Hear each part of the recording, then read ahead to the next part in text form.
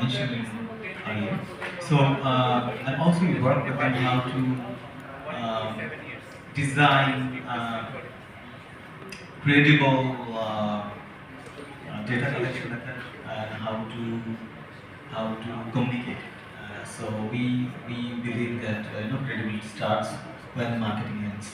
So we work with them for improving their internal systems for data collection method, gender disaggregated tracking methodology, and also impact measurement.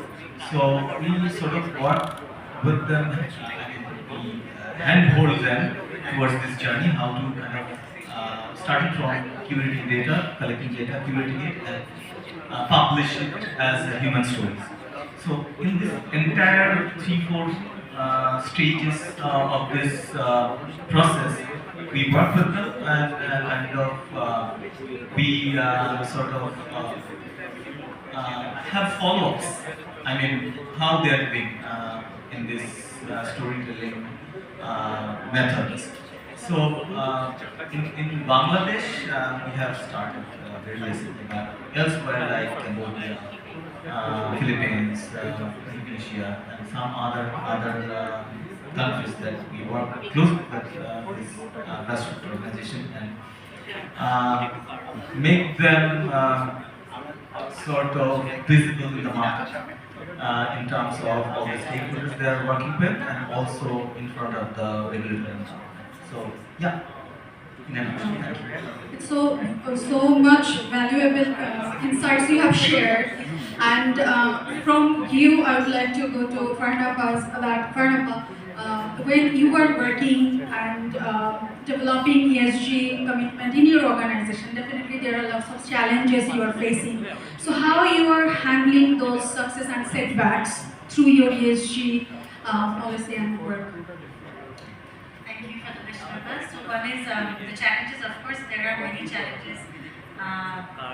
It's the work that we're doing. For example, if I start with the climate area that I was reflecting on, to convert into a greener, to convert to a greener technology company, we need to access renewable energy.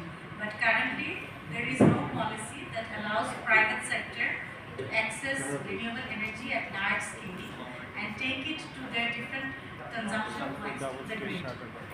So we are dependent on the grid supply of electricity.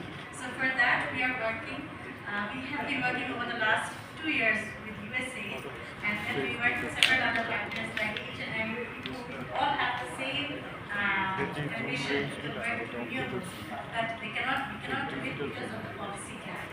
And now finally the policy is here. We're still waiting for the guideline and the SLA so that we can implement it, and so that the private sector are having large ambitions of carbon footprint reduction. So our 50% carbon footprint reduction means cut down from 220 kilotons of carbon dioxide to 110 kilotons of carbon dioxide. So from our baseline of 2019 to reach the target of 2030. So this is a huge amount, and this cannot be done without that policy in place. So now that the policy is here, as soon as it is able to implement, we will be able to access renewable energy, and step by step we have the ambition to meet the goal of 2030. That is one of the biggest challenge I would say. Other than that, of course, another challenge is communication. Still need further information, just give me So I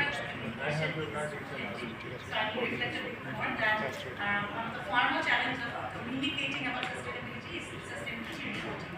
And it's very important that all companies start adopting these practices under the sustainability standards. So there are several standards, European standards, global standards, and whichever it is applicable for the company, we need to start reporting on that. And Ramiko has been doing it over many years now. We are formally reporting our sustainability impact to the sustainability report. Recently, the European standards becoming more stronger, CSRD has come in, and we are now adapting to these newer standards, especially for climate.